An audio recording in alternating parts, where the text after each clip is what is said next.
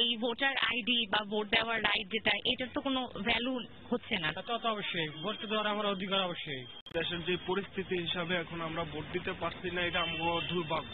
এদিকে সংসদীয় আসনে বিনা প্রতিদ্বন্দ্বিতায় প্রার্থীদের নির্বাচিত করায় গণপ্রতিনিধিত্ব আদেশের ১৯ ধারার বৈধতা চ্যালেঞ্জ করে সুপ্রিম কোর্টে রিট দায়ের করেছেন জাতীয় পার্টির ভাইস চেয়ারম্যান আব্দুস সালাম। তাপসী রাবেয়া, একুশে টেলিভিশন, ঢাকা। জামায়াত নেতা আব্দুল কাদের মোল্লার ফাঁসি কার্যকর নিয়ে পাকিস্তানের পার্লামেন্টে পাশ হওয়া প্রস্তাব এবং দেশটির স্বরাষ্ট্রমন্ত্রীর বক্তব্যকে কূটনৈতিক শিষ্টাচার বহির্ভূত বলে উল্লেখ করেছেন তথ্যমন্ত্রী হাসানুল হক ইনু। তিনি বলেন, এটি বাংলাদেশের অভ্যন্তরীণ বিষয়ে নাক গলানোর শামিল। প্রায় একই ধরনের বক্তব্যে পররাষ্ট্রমন্ত্রী আবুল হাসান মাহমুদ আলীও এর কড়া নিন্দা জানান। এর আগে বাংলাদেশে নিযুক্ত পাকিস্তানের রাষ্ট্রদূতকে পররাষ্ট্র মন্ত্রণালয়ে তলব করা হয়। সহকর্মীদের সহায়তায় আরো জানাচ্ছেন বাধানদী রায়।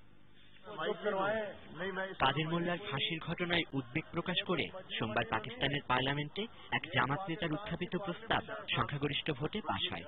সে সময় দেশটির স্বরাষ্ট্রমন্ত্রী চৌধুরী নিসার আলী খান মন্তব্য করেন, ৭১-এ অখণ্ড পাকিস্তানের প্রতি আনুগত্য এবং একাত্মতার কারণেই ফাঁসি দেয়া হয়েছে কাদের মোল্লাকে।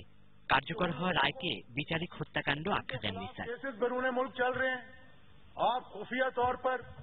ঘটনার প্রতিক্রিয়ায় মঙ্গলবার সচিবালয়ে নিজ কার্যালয়ে সাংবাদিকদের সঙ্গে কথা বলেন তথ্যমন্ত্রী হাসানুল হক ইনু। পাকিস্তানের পার্লামেন্টে পাশ হওয়া প্রস্তাবকে বাংলাদেশের অভ্যন্তরীণ বিষয়ে হস্তক্ষেপ বলে মন্তব্য করেন তিনি। পাকিস্তান এখনো ৭১-এর নীতি থেকে সরে আসেনি বলেও অভিযোগ করেন তথ্যমন্ত্রী। সংসদে কাদের মোল্লার সপক্ষে দরদ দেখিয়ে যে প্রস্তাব উত্থাপন করেছে সেটা হচ্ছে অত্যন্ত দুর্ভাগ্যজনক, কূটনৈতিক শিষ্টাচার পরিপন্থী এবং এই ধরনের বক্তব্য উত্থাপনের মধ্য দিয়ে পাকিস্তানি কর্তৃপক্ষ বাংলাদেশের আভ্যন্তরীণ ব্যাপারে নাক গলানো মতন ঘটনা ঘটিয়েছেন আর কি। এদিকে এই ঘটনায় বাংলাদেশে নিযুক্ত পাকিস্তানের রাষ্ট্রদূতকে পররাষ্ট্র মন্ত্রণালয়ে তলব করা হয়। পরে এক বিবৃতির মাধ্যমে যুদ্ধাপরাধীদের বিচারকে বাংলাদেশের অভ্যন্তরীণ বিষয় উল্লেখ করে পাকিস্তানের পার্লামেন্টে পাশ হওয়া প্রস্তাবের কড়া নিন্দা জানানো হয়। পররাষ্ট্রমন্ত্রীও প্রায় একই ধরনের মন্তব্যে এই ঘটনার তীব্র নিন্দা জানান। পাকিস্তানের জাতীয় পরিষদে গতকালকে হয়েছে একটা প্রস্তাব গৃহীত হয়েছে, তো তার বিরুদ্ধে আমরা খুব কড়া, অত্যন্ত কড়া এবং জোরালো ভাষায় আমরা প্রতিবাদ জানিয়েছি পাকিস্তান সরকারের কাছে। বাংলাদেশ এখন যে অবস্থানে এসেছে, আমরা কারো ভয়ে ভীত না। আমাদের যেটা ন্যায্য বক্তব্য আমরা সেটা বলবো। বাধাধিকারী, একুশে টেলিভিশন। বিরতি নিচ্ছি, যখন ফিরছি তখন অন্যান্য খবরের সঙ্গে আরো থাকবে।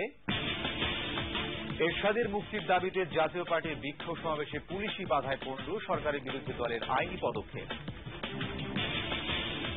ওয়াশিংটনে ভারতীয় কূটনীতিক গ্রেফতারে ক্ষুব্ধ দিল্লি, মার্কিন কূটনীতিকদের পরিচয়পত্র জব্দ, তুলে নেওয়া হয়েছে বিশেষ নিরাপত্তা। আর ড্যান্ড্রফ মুক্ত চুলের জন্য নিন ক্লিয়ার প্রতিদিন। এখন 2টি ক্লিয়ার মিনি প্যাক 1 টাকা কমে মাত্র 5 টাকা। 31 দিন 31 উইনার্স প্রতিদিন আর 2.5 মিলিয়ন দিরহামসের ক্যাশ প্রাইজেস। জিতুন 250 থেকে 10,000 দিরহামস প্রতিদিন স্ক্র্যাচ এন্ড উইনের মাধ্যমে, আর গ্র্যান্ড প্রাইজ 1 মিলিয়ন দিরহামস লাকি ড্রতে। মাই হু মেম্বারদের জন্য জেতার সুযোগ ডবল। আপনার পাশের ওয়েস্টার্ন ইউনিয়ন এজেন্ট লোকেশন আজই ভিজিট করুন। কল করুন 800-4851। সুযোগ 1 থেকে 31 ডিসেম্বর পর্যন্ত। Western union, moving money for better. দেখি, কাঁচ ভাঙবে, ক্রিকেটার হবে, ছক্কা মারবে। আঙ্কেল, 2 হাতেই মারেন, কারণ পরের বলটাও ছক্কাই হবে। লক্ষ্য যদি হয় দ্বিগুণ উজ্জ্বল। সম্পাদক মিরাজ নিজের সহায়তায় রুবিনী ইয়াসমিনের রিপোর্ট। এরশাদের মুক্তির দাবিতে বিক্ষোভ মিছিল করতে দুপুরে বনানীতে চেয়ারম্যানের কার্যালয়ে জড়ো হয় নেতাকর্মীরা। পূর্ব ঘোষিত কর্মসূচি অনুযায়ী মিছিল বের করলে পুলিশের বাধার মুখে পড়ে তারা। সে সময় পুলিশের সাথে নেতাকর্মীদের ধস্তাধস্তির এক পর্যায়ে ছত্রভঙ্গ হয়ে যায় মিছিল।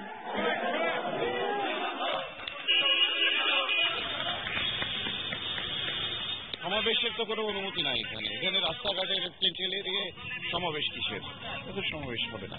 এদিকে তোপখানায় দলের কেন্দ্রীয় কার্যালয় থেকে মিছিল বের করতে চাইলে সেখানে বাধার মুখে পড়েন নেতাকর্মীরা। সে সময় এরশাদের মুক্তির দাবিতে নানা স্লোগান দেওয়া হয়। আমরা জবাব চাই, জবাব দিতে হবে। শান্তিপূর্ণ কর্মসূচিতে বাধা দেওয়ার ক্ষোভ প্রকাশ করে কাজী ফিরোজ রশিদ বলেন, দলীয় ফোরামে আলোচনা করে আবার নতুন কর্মসূচি দেয়া হবে। আমাদের জিএম কাদের সাহেব এবং মহাসচিব এই দুজনের যে সিদ্ধান্ত নেবেন সেই সিদ্ধান্ত আমরা প্রতি মুহূর্তে ফলো করব।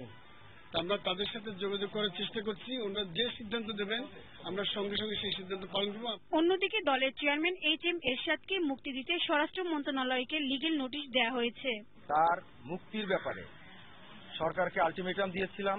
আজকে 24 ঘন্টা পার হওয়ার পরে আইনগতভাবে আমরা পদক্ষেপ নিতে যাচ্ছি। তার প্রথম পদক্ষেপ। রুবিনা ইয়াসমিন, 21 টেলিভিশন, ঢাকা। অচল অবস্থা নিরসনে দেশের মানুষকে ঐক্যবদ্ধ হয়ে রাজনৈতিক দলগুলোকে সমঝোতার বাধ্য করতে হবে বলে মনে করছেন ব্যবসায়ী নেতারা। সাদা পতাকা প্রদর্শন ও মানববন্ধন কর্মসূচি পরেও রাজনৈতিক দলগুলোর বোধ হয়নি বলেই মনে করছেন তারা। শিগগিরই বৈঠক করে ব্যবসায়ীদের পক্ষ থেকে নতুন কর্মসূচি দেওয়া হবে বলেও জানিয়েছেন ব্যবসায়ী নেতারা। মেহেদী হাসানের রিপোর্ট। টানা হরতাল অবরোধে প্রায় 2 মাস ধরেই থমকে আছে দেশের ব্যবসা বাণিজ্য। অচলাবস্থা নিরসনে ব্যবসায়ী, সুশীল সমাজের প্রতিনিধি সহ সবাই আলোচনার মাধ্যমে সমস্যা সমাধানের কথা বলছেন। কোনো কিছুতেই কোনো কাজ না হওয়ায় গত রোববার দেশের সব ব্যবসায়ী সাদা পতাকা হাতে নেমে আসেন রাজপথে। কিন্তু ব্যবসায়ী নেতারা বলছেন এতেও রাজনৈতিক দলগুলোর বোধোদয় হয়নি। আমরা নিঃশেষ হয়ে যাচ্ছি। আমরা ফ্যাক্টরি চালাতে পারছি না, ব্যবসা চালাতে পারছি না, শ্রমিকদের বেতন আমরা সামনে দিতে পারবো না, ব্যাংকের লোন আমরা শোধ করতে পারবো না, সেই অবস্থায় চলে এসেছি। তো সেই অবস্থায় আমরা নেমেছি। এখন আমরা তো আশা করেছিলাম যে তাদের মধ্যে কিছুটা বোধোদয় হবে, শুভবুদ্ধি উদয় হবে। এখন আমরা দেখছি না, কিন্তু আমরা নিরাশ হতে চাই না। টানা সংঘাত সংঘর্ষের আঘাত সইবার একেবারে শেষ সীমায় অর্থনীতি পৌঁছে গেছে বলে মনে করছেন ব্যবসায়ী নেতারা। তাই এখনই সমঝোতায় পৌঁছতে ব্যর্থ হলে শেষ পর্যন্ত কোনো তৃতীয় শক্তির উত্থানেরও আশঙ্কা তাদের। দেশের অর্থনীতি তো একটা সার্টেন এটার এফেক্টটা নিতে পারবে। ওইটা যখন ওই মাত্রাটা যখন পার হয়ে যাবে তখন তো ন্যাচারালি ওরকম একটা সিচুয়েশন আসতে পারে, দ্বিতীয় কোনো শক্তির ইন্টারভেনশন আসতে পারে। আর ব্যবসায়ীদের পক্ষ থেকেও নতুন কর্মসূচির কথা বলছেন তারা। এক্ষেত্রে সব শ্রেণী পেশার মানুষকে ঐক্যবদ্ধ হতে হবে বলেই মত তাদের। এই রাজনীতিতে আমরা যেটা দেখতে পাচ্ছি যে কেউ পরাজয় বহন করতে চাচ্ছে না। তো কিন্তু আমি মনে করি যে আমাদের ব্যবসায়ীরা এবং সুশীল সমাজ সবাই মিলে আরো আমার মনে হয় সরকারের উপর চাপ সৃষ্টি করতে হবে, বিরোধী দলের উপর চাপ সৃষ্টি করতে হবে যে দেশ সেইভাবে চলতে পারে না। যদি সিচুয়েশন খুব তাড়াতাড়ি ইমপ্রুভ না করে, আমরা আমাদের দুই নেত্রী যারা যেখানে থাকেন কিংবা যেখানে কাজ করেন সেখানে তার আশেপাশে গিয়ে আমরা বসে পড়ব। হরতাল অবরোধে এরই মধ্যে যা ক্ষতি হয়েছে তাতেই প্রবৃদ্ধি ও রপ্তানি সব হিসেব নিকেশ এলোমেলো হয়ে যাবে বলেই মনে করছেন এই দুই ব্যবসায়ী নেতা। এছাড়া আমাদের হাতে এখনো। মেহেদী হাসান, 21 টেলিভিশন, ঢাকা। রাজধানীর খিলগাঁও ফ্লাইওভারের কাছে বাসের ধাক্কায় মোটরসাইকেল আরোহী তিতুমির কলেজের ছাত্র রিফাতুল হক তপু মারা গেছেন। মঙ্গলবার সন্ধ্যায় বিশ্ব রোডের ওই সড়কে মোটরসাইকেলটিকে পেছন থেকে চাপা দিয়ে বাসটি দ্রুত পালিয়ে যায়। নিহত তপু তিতুমির কলেজের ভূতত্ত্ব বিভাগের শেষ বর্ষের ছাত্র। দুর্ঘটনায় মোটরসাইকেলের আরও একজন আরোহী গুরুতরভাবে আহত হন।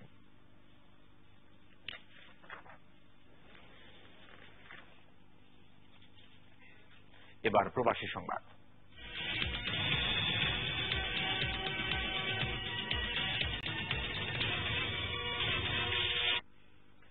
ক্ষুধা, দারিদ্র্য ও সন্ত্রাসমুক্ত স্বদেশ গড়া এবং প্রবাসী বাংলাদেশিদের ভাবমূর্তি উজ্জ্বল করার প্রত্যয় ব্যক্ত করে সংযুক্ত আরব আমিরাতে মহান বিজয় দিবস উদযাপিত হয়েছে। আবুধাবিতে বাংলাদেশ দূতাবাসের উদ্যোগে আয়োজিত আলোচনা সভায় সভাপতিত্ব করেন রাষ্ট্রদূত মোহাম্মদ ইমরান। অনুষ্ঠানে রাষ্ট্রপতি, প্রধানমন্ত্রী ও পররাষ্ট্রমন্ত্রীর বাণী পাঠ করেন দূতাবাসের councillor Sadat Hossain, labour councillor Latiful Haque Kazemi ও প্রথম সচিব মোহাম্মদ জসিমউদ্দিন। সে সময় উপস্থিত ছিলেন মোহাম্মদ ওসমান গনি, বঙ্গবন্ধু পরিষদ সভাপতি ইফতিখার হোসেন বাবুল, নাসির উদ্দিন তালুকদার, অধ্যক্ষ মীর আনিসুল হাসান, মোহাম্মদ আলমগীর, তৌহিদুল ইসলাম, ফিরোজ, ইঞ্জিনিয়ার আশিস বড়ুয়া ও ইসমাইল হোসেন। 42তম মহান বিজয় দিবস উপলক্ষে কুয়েতে বাংলাদেশ দূতাবাসে রক্তদান কর্মসূচি সহ বিভিন্ন অনুষ্ঠানমালার আয়োজন করা হয়। দূতাবাসের জাতীয় পতাকা উত্তোলনের মধ্য দিয়ে কর্মসূচি শুরু হয়। দূতাবাস প্রধান কে এম আলী রেজার সঞ্চালনায় রাষ্ট্রপতি, প্রধানমন্ত্রী এবং পররাষ্ট্রমন্ত্রীর বাণী পাঠ করে শোনান যথাক্রমে defence attaché brigadier general Nasimul Gani, প্রথম সচিব M A Jalil, Sonali bank প্রতিনিধি সাফায়েত হোসেন পাটোয়ারি। অনুষ্ঠানে প্রবাসীদের উন্মুক্ত আলোচনা শেষে রাষ্ট্রদূত মেজর জেনারেল আসহাব উদ্দিন অনুষ্ঠানমালার উদ্বোধন করেন। শিগগিরই সব যুদ্ধাপরাধীর শাস্তি কার্যকরের আহ্বানের মধ্য দিয়ে মহান বিজয় দিবস উদযাপন করেছে কাতার প্রবাসীরা। বাংলাদেশের দূতাবাসে পতাকা উত্তোলন ও আলোচনার সভার মধ্য দিয়ে অনুষ্ঠানের সূচনা করা হয়। পরে সন্ধ্যায় বাংলাদেশি স্কুল অ্যান্ড কলেজ প্রাঙ্গণে এক সাংস্কৃতিক অনুষ্ঠানের আয়োজন করা হয়। সে সময় জামায়াত শিবিরের বিরুদ্ধে রুখে দাঁড়াতে দেশবাসীর প্রতি আহ্বান জানান প্রবাসীরা। অনুষ্ঠানে প্রধান অতিথি হিসেবে উপস্থিত ছিলেন কাতারে বাংলাদেশের রাষ্ট্রদূত সৈয়দ মাহমুদ খন্দকার। নেতা কর্মী নিহত ও আহতের প্রতিবাদে সৌদি আরবের রিয়াদে প্রতিবাদ সভা করেছে প্রবাসী লক্ষ্মীপুর জেলা 18 দলীয় ঐক্য জোট। সভায় বক্তারা বলেন, মানুষ হত্যা করে বিরোধী দলের আন্দোলন থামানো যাবে না।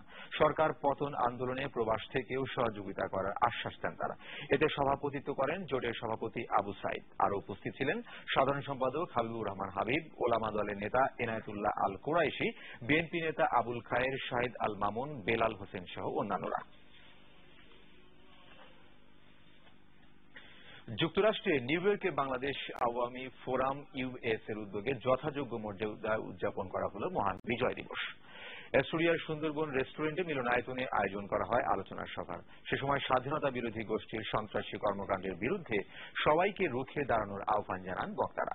সভাপতিত্ব করেন সংগঠনটির সভাপতি লুৎফুর রহমান খান। আরও উপস্থিত ছিলেন মোহাম্মদ হারুনুর রশিদ, ডক্টর প্রদীপ রঞ্জন কর, আবুল বাশার মিলন, হিরু ভুইয়া, শওকত আকবর রিচি ও মোহাম্মদ চিমোল্লা। পরে সাংস্কৃতিক অনুষ্ঠানে সঙ্গীত পরিবেশন করেন প্রবাসী শিল্পীরা।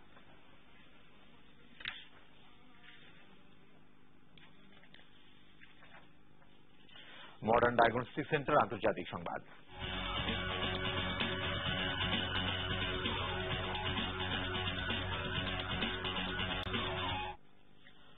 ওয়াশিংটনে ভারতীয় কূটনীতিক দেবযানীর গ্রেফতারের ক্ষুব্ধ প্রতিক্রিয়া জানিয়েছে দিল্লি। এর অংশ হিসেবে ভারতে কর্মরত মার্কিন কূটনীতিকদের পরিচয়পত্র জমা দেওয়ার আদেশ সহ দিল্লিতে মার্কিন দূতাবাসের বাইরে থেকে সরিয়ে ফেলা হয়েছে নিরাপত্তা ব্যারিকেড। দেবযানীকে গ্রেপ্তারের ঘটনা কোনোভাবেই গ্রহণযোগ্য নয় বলে মন্তব্য করেছেন ভারতের পররাষ্ট্রমন্ত্রী সালমান খুরশিদ। যুক্তরাষ্ট্রের ওই পদক্ষেপের পাল্টা জবাব হিসেবে ভারতে মার্কিন কূটনীতিকদের বিমানবন্দরে ব্যবহারের জন্য পাস প্রত্যাহার করা হয়েছে। সাময়িক বন্ধ করা হয়েছে দূতাবাস ও কনসুলেটের জন্য অগ্রাধিকার ভিত্তিতে পণ্য আমদানির সুবিধাও।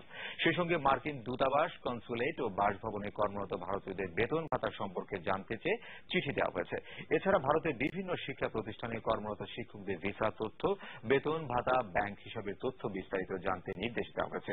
এরই মধ্যে মার্কিন কংগ্রেসের প্রতিনিধি দলের সঙ্গে প্রস্তাবিত বৈঠকে বাতিল করেছেন কেন্দ্রীয় স্বরাষ্ট্রমন্ত্রী সুশীল কুমার সিন্ধে। কংগ্রেস সহসভাপতি রাহুল গান্ধী, জাতীয় নিরাপত্তা বিষয়ক উপদেষ্টা শিব শঙ্কর মেনন ও